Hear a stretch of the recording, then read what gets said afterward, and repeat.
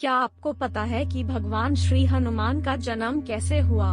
एक बार भगवान इंद्र ऋषि दुर्वासा द्वारा आयोजित स्वर्ग में एक औपचारिक बैठक में भाग ले रहे थे। तब उस समय हर कोई एक गहन मंथन में डूबा था। पुंजिकस्थली नाम की एक अप्सरा अनजाने में उस बैठक में विघ्न पैदा कर रही थी। तभी ऋषि दुर्वासा ने उसे ऐसा नहीं करने को कहा। ऋषि दुर्वासा की कही गई बातों को उस अप्सरा ने अनसुना कर दिया। यह देखकर वो नाराज हो गए। तब ऋषि दुर्वासा ने उसे श्राप देते हुए कहा कि तुमने एक बंदर की तरह काम किया है, इसलिए तुम उसी प्रकार एक बंदरिया बन जाओ। ऋषि दुर्वासा के शाप की बात सुनकर अप्सरा को अपनी गलती का एहसास हुआ और वो उनसे रोते हुए क्षमा मांगने लगी।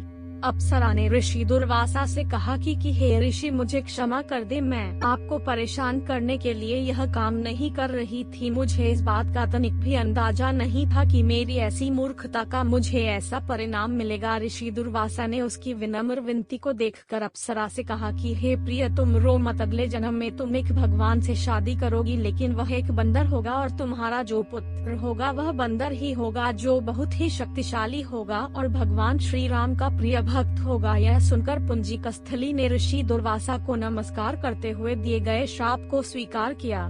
तब माता अंजना का जन्म बंदर भगवान विराट से हुआ। जब माता अंजना विवाह योग्य हो गई तब उनकी शादी बंदर भगवान केसरी से हुई था। बड़ी की मात्रा इसके बाद माता अंजना अपने पति के साथ सुखी वैवाहिक जीवन व्यतीत करने लगी। अंजना और केसरी एक शांतिपूर्ण जीवन जी रहे थे। एक दिन शंखबल नामक जंगली हाथी ने अपना नियंत्रण खो दिया और हंगामा खड़ा कर दिया।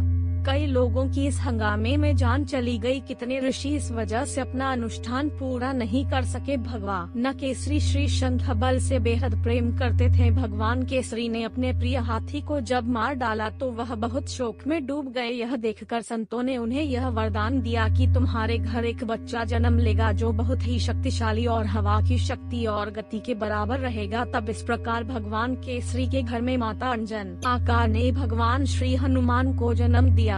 यही उनके जन्म की कहानी है, इसलिए उन्हें अंजनी पुत्र और पवन पुत्र कहा जाता है। हिंदू धर्म ग्रंथों के अनुसार श्री हनुमान जी का जन्म चैत्र मास के पूर्णिमा में मंगलवार के दिन हुआ था। हनुमान जी की माता का नाम अंजनी और पिता का नाम केसरी था। हनुमान जी को संकट मोचन और पवन पुत्र के नाम से भी पुकारा जाता है। भगवान श्री राम की पूजा आराधना करने से हनुमान जी प्रसन्न होते हैं। वह भगवान श्री राम के भक्तों की हर पीड़ा को दूर करते हैं। ऐसी मान्यता है कि जिस घर में भगवान श्री हनुमान की पूजा आराधना रोज होती है, उस घर में कोई भी नकारात्मक शक्तियों का वास नहीं होता है।